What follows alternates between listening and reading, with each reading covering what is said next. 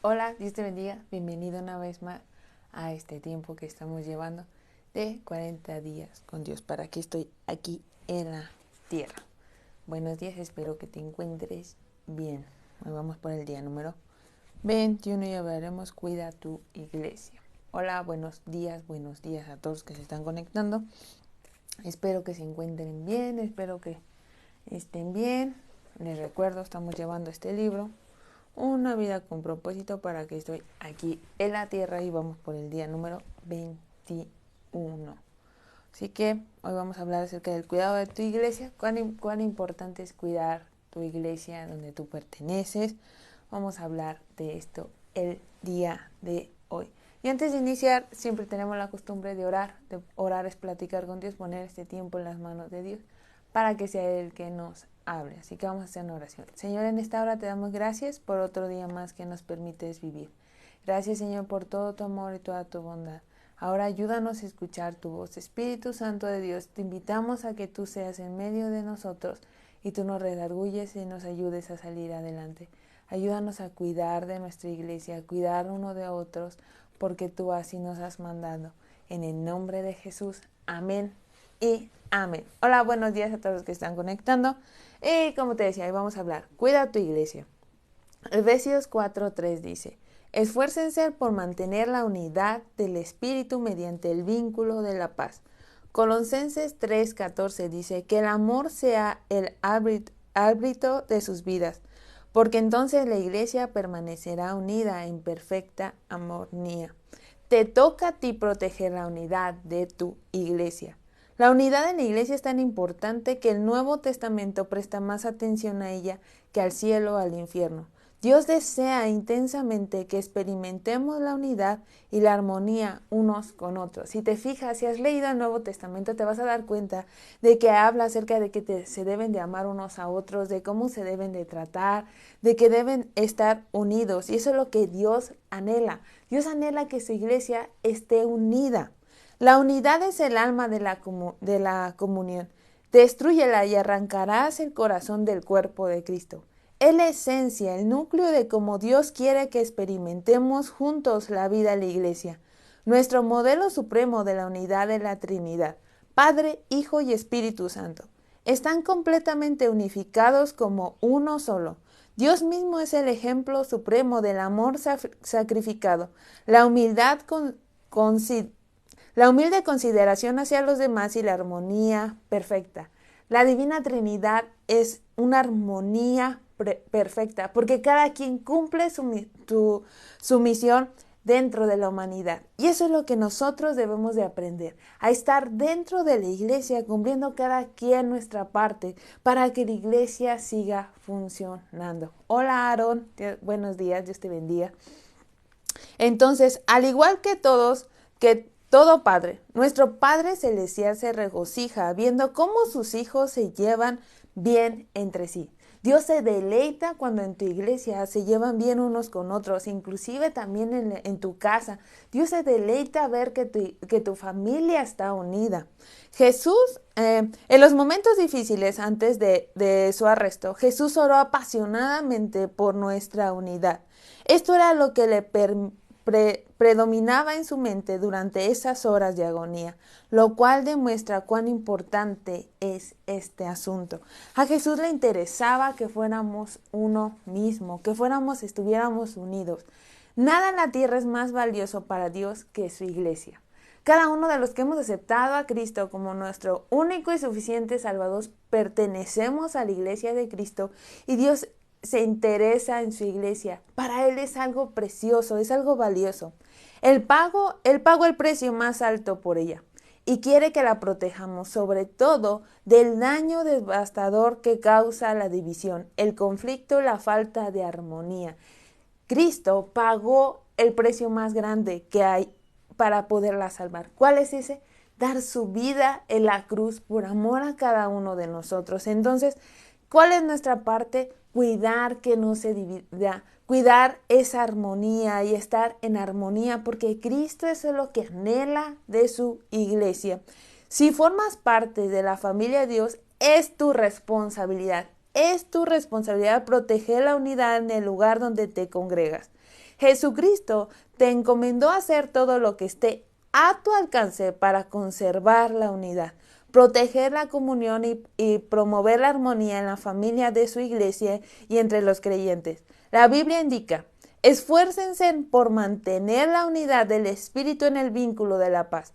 ¿Cómo podemos hacerlo? La palabra de Dios nos da consejos prácticos. Y hoy vamos a hablar acerca de estos consejos prácticos, porque es fácil decir, no, es que a los líderes les toca, al pastor le toca, al hermano tal le toca buscar la armonía en la iglesia. No, tú también tienes esa responsabilidad, buscar la armonía, buscar la unidad en tu iglesia. Esa es tu responsabilidad. Cuando tú te presentes delante de Dios, una de las preguntas que te va a hacer: ¿tú qué hiciste con los demás miembros de tu iglesia? ¿Realmente te interesaste cuando ellos sufrían? ¿Realmente estuviste ahí presente cuando ellos lloraron? ¿Qué hiciste? ¿Dónde estabas tú? Entonces vamos a ver estos consejos. El primero: enfoquémonos en lo que tenemos en común, no en las diferencias. Pablo nos dice: esforcémonos por promover todo lo que conduzca a la paz y a la mutua edificación. Como creyentes compartimos un Señor, un cuerpo, un propósito, un Padre, un Espíritu, una esperanza, una fe, un bautismo y un amor. Compartimos la misma salvación, la misma vida y el mismo futuro. Factores mucho más relevantes que cualquier diferencia podríamos enumerar. Estos son los asuntos en los que debemos enfocarnos, no en nuestras diferencias personales, porque cada uno de nosotros tenemos una personalidad diferente, cada uno de nosotros tenemos una forma de pensar y de ver la vida de diferente manera, pero debemos de amarnos unos a otros, que ya también lo vimos anteriormente, que si tú sabes que alguien está haciendo algo que no está de acuerdo a la palabra de Dios y que no está cumpliendo con lo que Dios nos ha mandado a hacer, debes de exhortarlo en amor, debes de buscar siempre la armonía y estar en amor. Debemos recordar que fue Dios quien nos escogió para darnos personalidades, trasfondos y razas, de modo que podamos valorar y disfrutar esas diferencias, no meramente tolerarlas. Dios quiere unidad, no uniformidad. Por causa de la unidad nunca debemos permitir que las diferencias nos dividan. Quizás alguien tenga un carácter un poco más fuerte, otras personas quizás lo tengan un tanto más débiles o su forma de pensar es un tanto diferente a la tuya, opinan de diferente manera, pero eso no tiene que hacer que tú te desvincules de esa persona, sino al contrario, busquen encontrar una manera de que puedan estar en armonía unos con otros.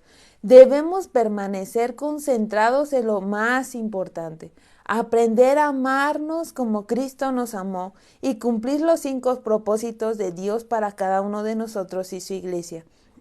Por lo general, el conflicto es una señal de que no estamos concentrados en otros asuntos menos importantes, lo que la Biblia llama discusiones necias. La división siempre surge cuando dirigimos la mirada hacia las personalidades, las interpretaciones, los estilos y los métodos. Pero si nos centramos en amarnos y en cumplir los propósitos de Dios, el resultado es la armonía. Pablo rogaba por esto, que haya verdadera armonía para que no se surjan divisiones en la iglesia. Les suplico que tengan la misma mente, que estén unidos en un mismo pensamiento y propósito. Y es que cuando tú como iglesia están enfocados en un mismo propósito, que quizás sea alcanzar más personas para Cristo, quizás sea trabajar unidos para que la iglesia se fortalezca, entonces es cuando Dios obra. A Dios no le gusta ver iglesias divididas. A Dios le gusta ver iglesias unidas bajo un mismo propósito. ¿Cuál es ese mismo propósito? Lo que nos dejó a través de la palabra de Dios. Que una iglesia esté unida en oración, en ayuno, en la búsqueda constante de la llenura del Espíritu Santo. Eso es lo que tenemos que hacer, enfocarnos más en esas cosas y no porque el hermano me dejó de hablar, no porque el hermano me miró feo, no. Deja eso, tú sigue adelante, ora por tu hermano y pídele a Dios que lo transforme. Sé realista con respecto a tus expectativas. En cuanto descubramos cómo Dios quiere que sea la verdadera comunión, es fácil desanimarnos por las diferencias entre lo ideal y la realidad de nuestra iglesia. Sin embargo, debemos amar a la iglesia con pasión, pese a sus imperfecciones. Créeme, no va a existir una iglesia perfecta, no lo va a existir y ahorita lo vamos a ver en esto. Anhelar la idea mientras criticamos lo real es en señal de inmadurez.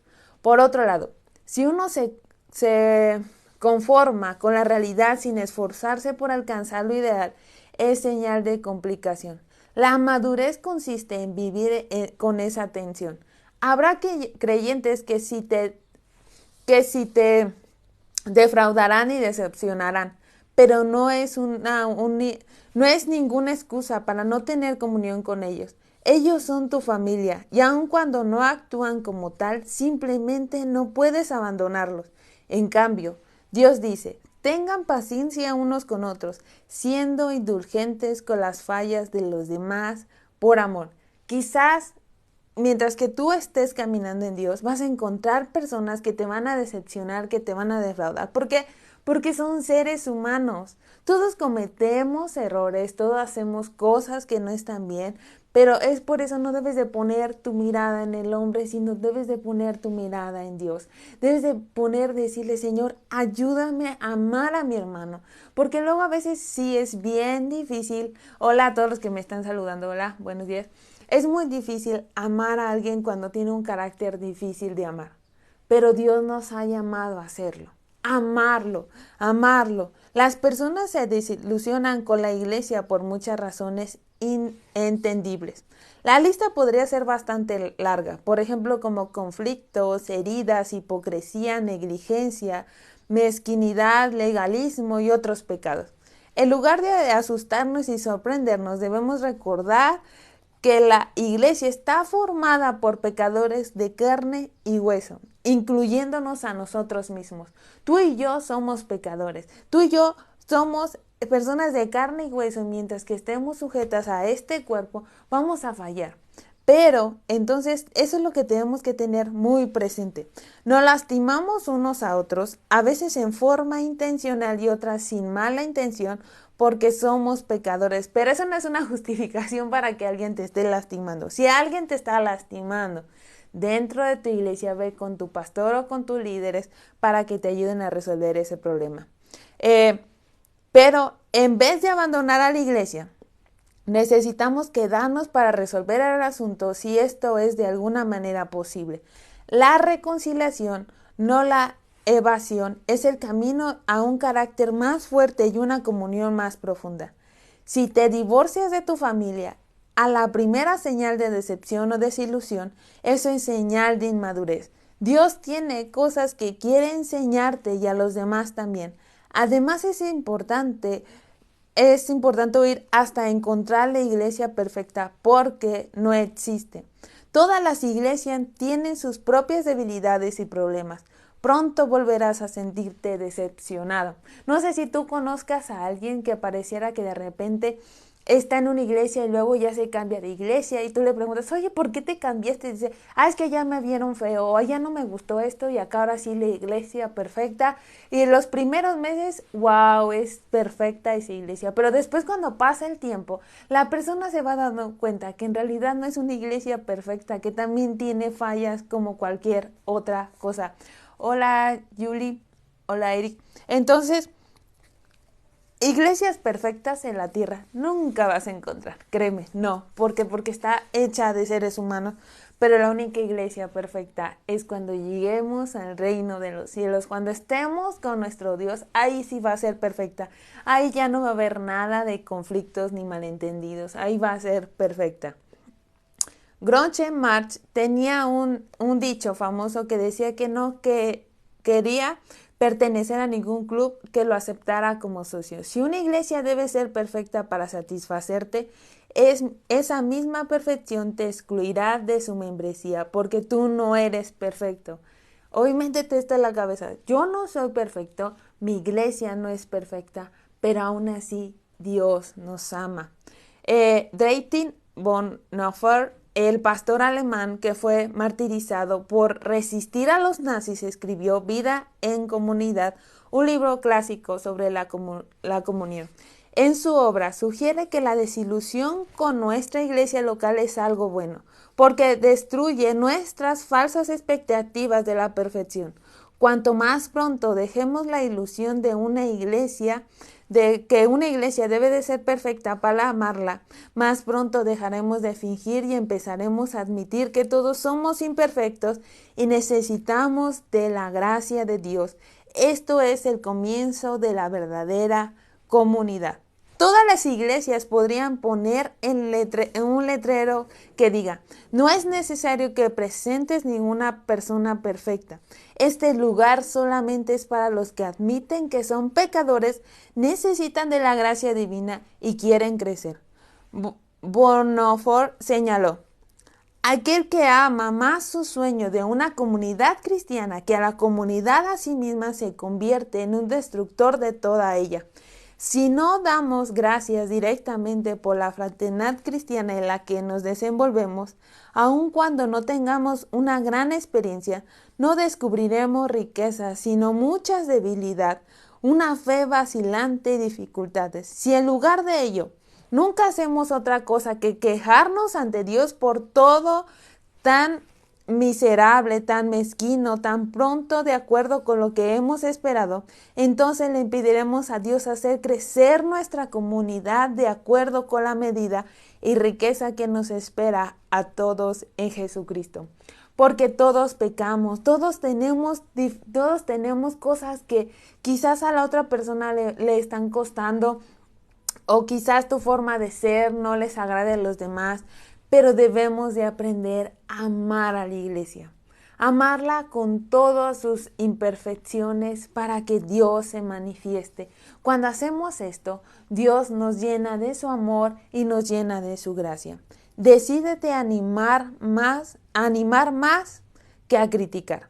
Siempre es más fácil eludir el comportamiento y hacerse a un lado para disparar dardos contra los que trabajan, que participan y hacen una contribución. Dios nos advierte una y otra vez: no debemos criticarnos, compararnos ni juzgarnos unos a otros. Cuando criticas lo que otros creyentes están haciendo con fe y convicción sincera, interfieres con los asuntos de Dios. ¿Qué derecho tienes de criticar a los demás siervos de otro? Solo su Señor puede decir si están haciendo lo correcto.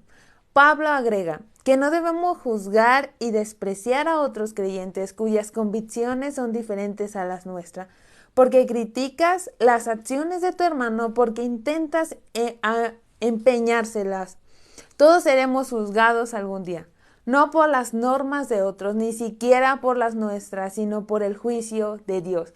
Un día cada uno de nosotros nos vamos a presentar delante de Dios, y Dios, que es el juez, que es justicia, que es perfecto, te va a juzgar a ti y a mí. Pero a nosotros no nos toca juzgar a los demás. Y créeme que juzgar a los demás y criticar y decir: es que si yo estuviera ahí al frente yo haría esto otro, es bien fácil, es bien sencillo. Pero no debemos de hacerlo, porque el único que puede juzgar a las personas es Dios. A nosotros nos toca a amarlas. Hola, leche. Entonces, cuando juzgo a otro creyente, pasan 4 cosas al instante. Pierdo mi comunión con Dios, saco a relucir mi propio orgullo e inseguridad, me coloco bajo el juicio de Dios y daño la comunión de la iglesia. Un espíritu de censura es un vacío constante. La Biblia llama a Satanás el acusador de nuestros hermanos. El trabajo del diablo consiste en culpar, quejarse y criticar a los miembros de la familia de Dios. Todo el tiempo que pasamos haciendo lo mismo es porque hemos sido embabucados y estamos haciendo el trabajo de Satanás. Recuerda que los otros creyentes, no importa cuánto discrepen con ello, no son el verdadero enemigo. Todo el tiempo que pasamos comparando o criticando a los demás hermanos debería ser utilizado para construir la unidad de nuestra comunidad. La Escritura dice: pongámonos de acuerdo en usar toda nuestra energía para llevarnos bien unos con otros. Ayuden a los demás con palabras alentadoras, no los derrumben con la crítica. Porque como te digo, es bien fácil criticar a los demás, es bien fácil señalar a los demás, pero no debemos de hacer eso. porque entonces nos volvemos como un instrumento de Satanás para que destruya la iglesia. Porque un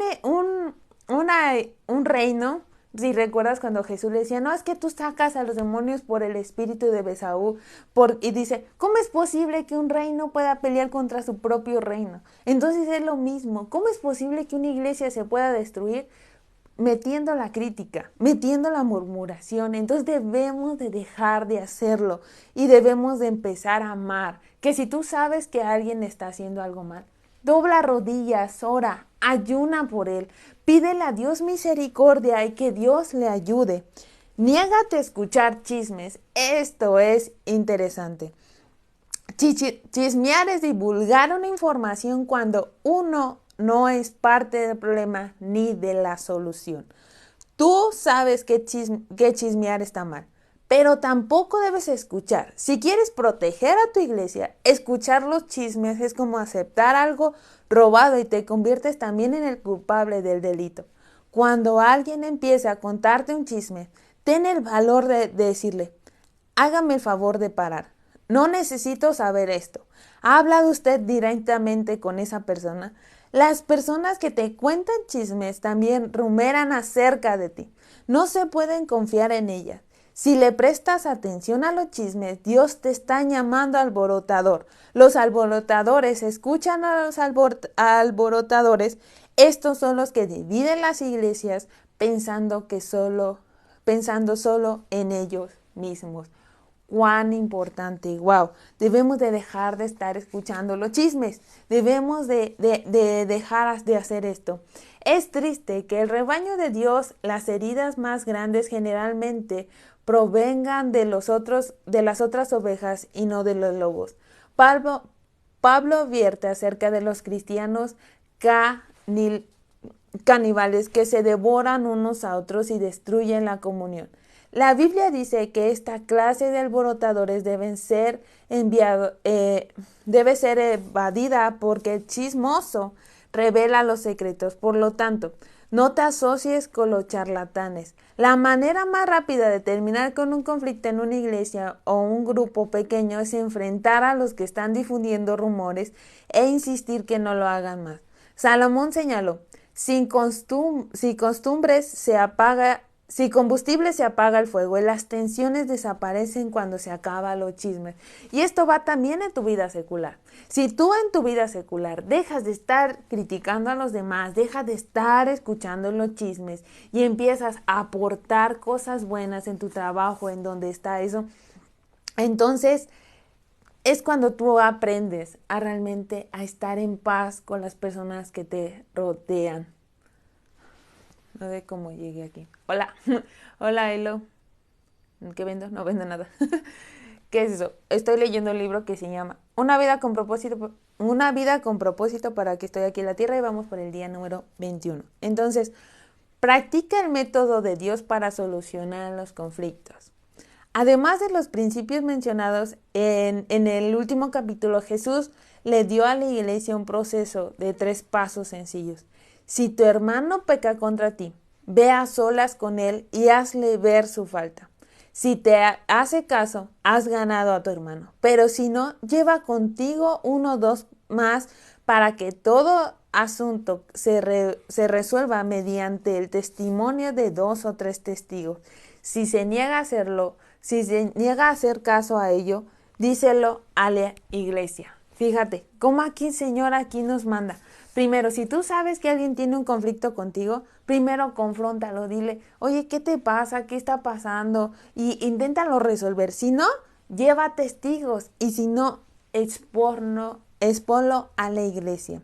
Durante los conflictos serán tentados a quejarte con un tercero en lugar de hablar con valentía la verdad y amar a la persona con quien te disgustes. Esto hace que el asunto se torne peor.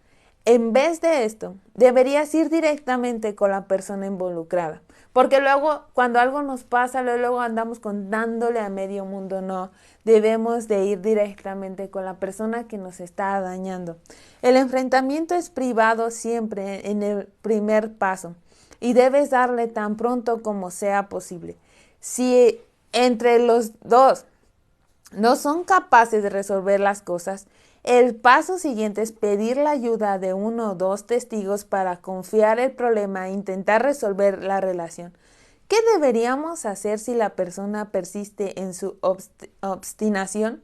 Jesús dice que debemos plantear el problema ante la iglesia. Si la persona todavía se niega a escuchar después de esto, deberemos tratarla como un incrédulo. ¡Wow! Imagínate. Primero tienes que ir con la persona e intentar resolver el problema. Después, si esa persona no quiere y sigue en su necedad, debes de ir con testigos. Si la persona no quiere, ahora expónlo a la iglesia. Y si la persona aún sigue insistiendo en su terquedad, entonces trátala como una incrédula, que realmente no ha aprendido a perdonar y amar a los demás. Entonces, apoya a tu pastor y a los líderes. No hay líderes perfectos, no hay líderes perfectos, pero Dios le da la responsabilidad y la autoridad para mantener la unidad en la iglesia. Sin embargo, cuando hay conflictos interpersonales que resolver, eso es un trabajo ingrato. A menudo los pastores tienen la desagradable tarea de actuar como mediadores entre miembros heridos que tienen conflictos y son inmaduros. También tienen la tarea imposible de intentar que todos estén contentos, algo que ni siquiera Jesús pudo lograr. Jesús no pudo lograr que inclusive sus discípulos estuvieran contentos unos con otros, sino al contrario, siempre los motivó a amarse, a apoyarse unos con otros. Entonces, no esperes que el líder de tu iglesia logre hacer que todos estén contentos, no, porque cada uno de nosotros somos un mundo, vemos la vida de diferente manera, pero aún así debemos de amarnos. La Biblia es clara con respecto a la manera en que debemos relacionarnos con los que nos sirven. Respeta a sus líderes pastorales. Escuchen su consejo. Ellos están alerta a la condición de sus vidas y obran bajo la supervisión estricta de Dios. Contribuyan al gozo de su liderazgo. Un día los pastores estarán delante de Dios y rendirán cuentas de cuán bien velaron por ti. Ellos cuidan de ustedes como quienes tienen que rendir cuentas, pero tú también eres responsable. Del mismo modo tendrás que rendirle cuentas a Dios por cuán bien los seguiste a ellos. Wow, tú debes de amar a tus pastores, a tus líderes. Debes de escuchar su consejo porque Dios les ha dado una sabiduría especial a ellos, una unción especial a tus pastores y a tus líderes. Y ellos algún día van a estar delante de Dios presentándose acerca de lo que hicieron contigo, de lo que pasó contigo. Entonces, necesitamos aprender a valorar más su consejo, a estar más cerca de ellos, a orar por ellos para que Dios les dé la gracia. La Biblia les da a los pastores instrucciones muy específicas con respecto a la manera en que deben tratar a las personas que causan divisiones en la comunidad. Ellos deben evitar las discusiones, enseñar con delicadeza a los que se oponen mientras que oran para que cambien, advertir a los contenciosos, rogar porque haya armonía y unidad, reprender a los que están irrespetuosos con los líderes y destituir a los que causan divisiones en la iglesia si hacen caso omiso a las dos amonestaciones. Protegemos la comunión cuando honramos a los que nos sirven por medio del liderazgo. Los pastores y los ancianos necesitan nuestras oraciones, estímulo, aprecio y amor. Se nos ordena: honren a los líderes que trabajan tanto por ustedes, que han recibido la responsabilidad de exhortarlos, guiarlos en la obediencia, cónmelos de aprecio y amor. Te desafío a aceptar tu responsabilidad de proteger y promover la unidad en tu iglesia. Pon todo tu esfuerzo para lograrlo y así agradarás a Dios.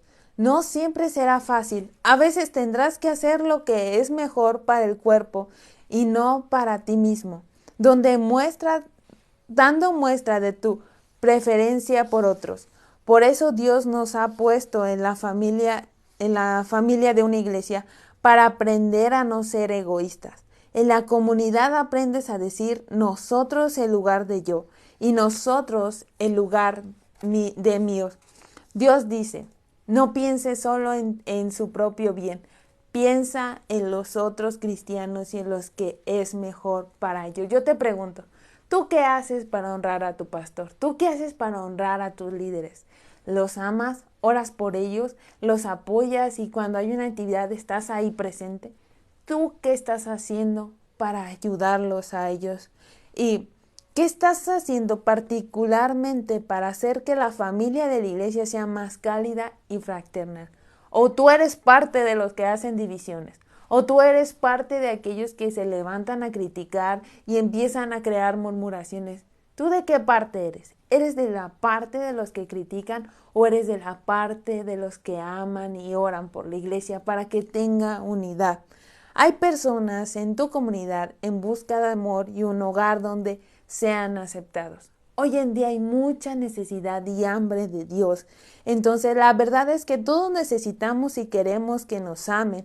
Y cuando las personas hay en una congregación donde los miembros se aman y se preocupan auténticamente los unos por los otros, entonces habrá que cerrar las puertas con llave para que no entren mal. Imagínate, cuando en la iglesia primitiva dice que se amaban tanto que cuando sabía que alguien tenía necesidad, vendían sus propiedades y ayudaban unos con otros. Y el Señor añadía a los que habrían de ser salvos cada día. ¿Por qué? Porque eso no pasa hoy en día. Porque dentro de las iglesias hay mucho desamor, hay mucho conflicto y debemos de dejarlo a un lado y debemos de amarnos y estar apoyándonos unos a otros. Hay tantas personas que están tan hambrientas de Dios que necesitan conocer a Dios, pero Dios aún no los ha podido llevar a tu iglesia o a la iglesia cercana porque la iglesia está dañada. Entonces, en vez de ayudar a esa persona a ser restaurada, lo único que van a provocar es que la persona te termine lastimando más. Pero hoy sé tú esa persona que haga el cambio en tu iglesia. Para terminar, pensando en mi propósito, punto de reflexión, es mi responsabilidad proteger la unidad de mi iglesia. Es tu responsabilidad. Versículo para recordar. Romanos 14:19, la Nueva Versión Internacional dice: esforcémonos por proteger todo lo que conduzca a la paz y a la mutua edificación. Pregunta para considerar. ¿Qué estoy haciendo particularmente para proteger la unidad de la familia de mi iglesia? ¿Qué estás haciendo tú para proteger la unidad en tu iglesia? ¿Qué estás haciendo? ¿Realmente estás orando por tu iglesia para que el Señor quite toda envidia, todo rencor, todo lo que haya que esté estorbando para que se puedan amar los hermanos unos con otros? ¿Qué estás haciendo tú? Dios nos ha llamado, como lo hemos visto anteriormente, a ser pacificadores.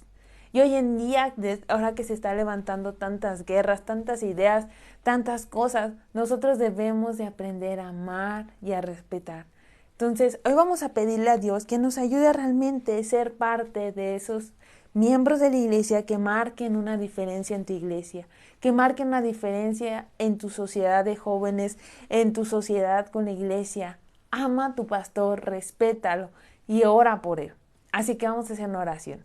Señor, en esta hora te damos gracias porque hoy hemos aprendido que necesitamos ser ese cambio dentro de nuestra iglesia y más que ese cambio debemos de respetar y amar a nuestra iglesia. Ayúdanos a ser parte de ese cambio, no ser ya más parte del problema. Perdónanos las veces que hemos criticado, que hemos chismeado, que hemos hecho las cosas para que tu iglesia no crezca. Ayúdanos a amarla y a respetar a nuestros líderes. Enséñanos a amar a tu iglesia como tú la has amado, porque tú pagaste ese precio grande por cada uno de nosotros. Ayúdanos a amar nuestra iglesia, a valorarla, para que muchos más cuando vengan a nuestras iglesias, Señor, puedan realmente descansar en ti. Prepara las iglesias, Señor, para cuando vengan las personas, Señor, puedan ser restauradas. Pero primero yo te pido, Señor, que en cualquier iglesia donde proclamen tu nombre, Señor, restaura las iglesias. Limpia de todo pecado, limpia los corazones, llena de amor y de paz cada miembro de cada iglesia, Señor, y derrámate, Espíritu Santo de Dios, en la vida de cada miembro. En el nombre de Jesús. Amén y amén. Muchas gracias por estar hoy conmigo. Les recuerdo, estoy leyendo este libro, una vida con propósito para que estoy aquí en la tierra. Y hoy hemos terminado. Esto se divide como en 5 secciones. Terminamos la segunda sección que fui hecho para la familia de Dios. Y el jueves, si el Señor nos permite, el jueves a las 8 de la mañana, hora México, empezamos. Fuiste creado para ser como Cristo, con el tema creado para ser como Cristo. Creo que este tema, no sé, yo desde ayer que leí el tema del propósito número 3, había algo en mi corazón que me impactaba. Decía, este capítulo va a ser para ti, así que no te lo pierdas. Yo hago live todos los lunes y jueves a las 8 de la mañana, hora México, y hablamos acerca de Dios y de cuánto Dios nos ama. Y si tú jamás has escuchado esto, déjame decirte que Dios te ama tanto, tanto que lo dice en Juan 3:16, porque de tal manera te amó, que envió a su único Hijo para que puedas ser salvo, para que tengas una vida eterna con Él. Y si crees en Jesucristo, Él te puede dar una nueva vida, llenarte de gozo, llenarte de paz, llenarte de su amor. Y créeme que aceptar a Cristo en tu corazón y seguir sus pasos es la mejor decisión que puedes hacer. Quizás seas muy joven, quizás digas, no, es que ahorita yo tengo que hacer cosas en este mundo. Pero créeme, cuando uno decide entregarle su vida a Dios, no importando la edad que tenga, el Señor te da un nuevo sentido para tu vida. Porque como les decía a los jóvenes ayer, tú nunca vas a entender tu propósito hasta que vengas a Cristo. Porque Dios fue el que te diseñó. Dios te diseñó, Dios te dio una personalidad, Dios te dio una forma de pensar y de ser. Y hasta que tú vengas a Él y te acerques a Él y dejes que su amor te llene, entonces vas a entender tu vida. El enemigo muchas veces quizás ha intentado destruirte, pero como siempre les digo al final de cada transmisión, como dice Josué 1:9, pero mira que te mando que te esfuerces y seas valiente. No temas ni desmayes, porque Jehová tu Dios estará contigo en donde quiera que vayas. Así que si hoy tienes miedo, si hoy tienes inseguridad en tu corazón, déjasela a Dios. Sé realmente sincero con Dios y dile, ¿sabes qué, Dios? Yo me siento triste, yo me siento mal, yo siento que la gente no me entiende, que ya no tengo sentido para vivir. Busca a Dios donde quiera que estés. Dios es omnipresente. Dios siempre está en todo lugar, no importa, aunque te vayas a la cueva más oscura, aunque te vayas hasta el fondo del mar, inclusive hasta el infierno mismo, ahí está Dios, porque Dios todo lo llena. Entonces, solamente basta con decirle, Dios, aquí está mi vida, y empezar a platicar con Él como si platicaras con alguien más. Y créeme que Dios se va a hacer presente. Búscalo, que es un tiempo perfecto para buscar a Dios, porque Cristo viene una vez más por su iglesia y debemos de estar preparados para que cuando se escuche esa trompeta, tú y yo nos vayamos con Él. Que el Señor te bendiga, así que recuerda hola, user, yo soy cristiana evangélica, ¿vale? Entonces, si alguien quiere platicar conmigo, si alguien necesita desahogarse, pueden enviarme un mensaje por TikTok o por Instagram, siempre estoy contestando los mensajes, ¿vale? Entonces, uno con Dios y Dios con uno, amén, claro que sí, amén, gloria a Dios. Que el Señor reciba hoy toda la gloria y toda la honra de esta transmisión. Que el Señor te bendiga, que sea contigo, y recuerda, mira que te mando que te esfuerces y seas valiente, no temas ni desmayes, porque Jehová tu Dios estará contigo en donde quiera que vayas. Mi versículo de este año, y yo lo comparto con ustedes al terminar cada transmisión. Nos vemos, y el Señor así nos lo permite, el día jueves. Pon una alarma en tu celular para que puedas estar aquí conmigo leyendo un poco. Mis transmisiones no duran más allá de 40 minutos, así que nos vemos. Espero que estés bien, que tu familia esté bien, y perdonen a las mosquitas que andan aquí dando lata. Saludos hasta Colombia, saludos, yo soy de México y nos vemos. Bye.